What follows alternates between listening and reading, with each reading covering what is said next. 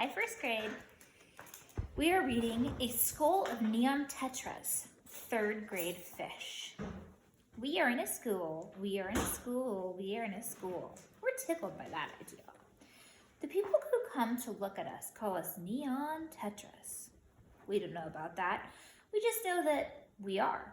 Each of us has bright blue stripes and bright red stripes. We shine in the dark.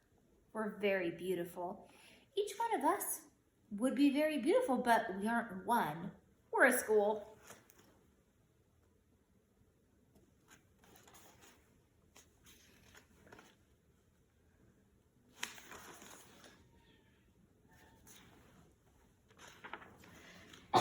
We live in the water, of course. We don't understand how other creatures live out of the water and breathe air, but some of them do.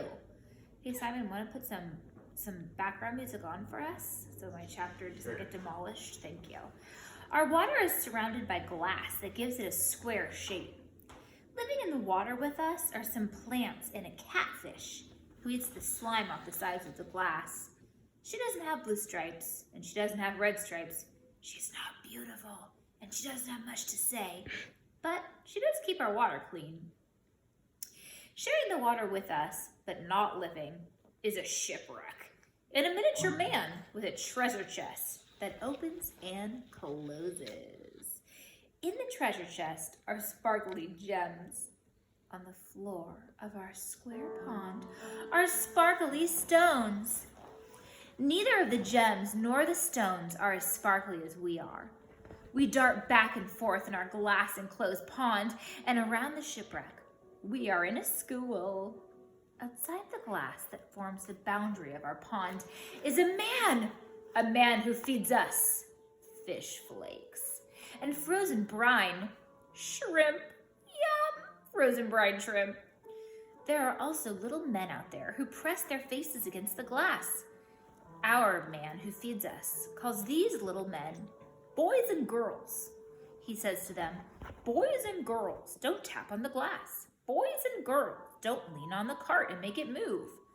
Sometimes they do anyway when he's not looking. When they do, we dart back and forth. Our favorite part of the day is global studies. The globe the little men study is a big round thing that shows the world. Most of the world is water. That idea tickles us. So beyond our pond, there's room with the man and the little men and the globe, and beyond that there's more glass, which is called windows. Beyond that glass is the world, which now we have seen on the globe that most of this is water.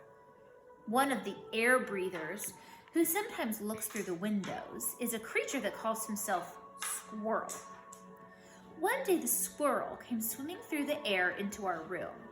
He came in with another creature, a small white creature with a long pink tail. But they were not in school because they're not the same. Poor them. They didn't look the same. They didn't move the same. The squirrel said, "Help! The dog's gonna eat me!" And we said, "Oh, well, there's protection in a school." The second creature, who was not a squirrel, put his ear up to the glass that protects us from the air. We said again so that he could hear, "There's protection in a school." The non-squirrel repeated this for the squirrel. The squirrel said, "What?"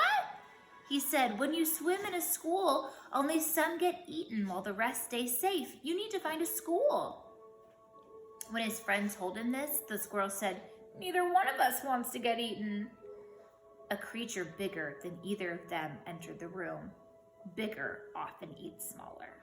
This big creature said, "Stop running, you sorry waste of fur." The squirrel darted in one direction and the squirrel's friend darted in another. "In a school," we told them. The big noisy creature followed the squirrel, knocking into one of the desks where, during the day, one of the little men sits. The desk tipped over. Books and papers and pencils fell out. The big noisy creature continued to follow the squirrel.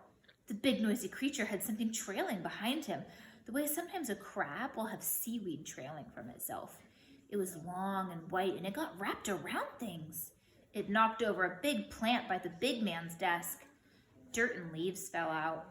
That big noisy creature, he tried to follow the squirrel up the big man's desk. and that sent more books and papers to the floor.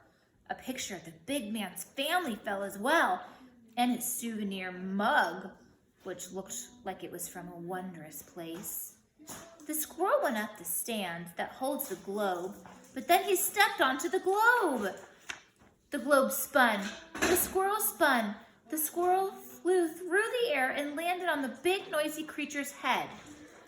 The big noisy creature was so startled, he made his own water right there on the floor.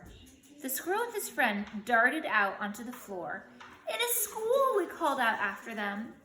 The big noisy creature followed them. But the long white thing that was not seaweed must have gotten wrapped around the cart that makes our pond move. The cart that the little men are not supposed to lean on. We began to move, dragged along by the big noisy creature. Our pond swayed and bumped behind him as he ran, and we continued to swim, safe in a school, in a school. Are you saying anything? Yeah. Bye, first grade.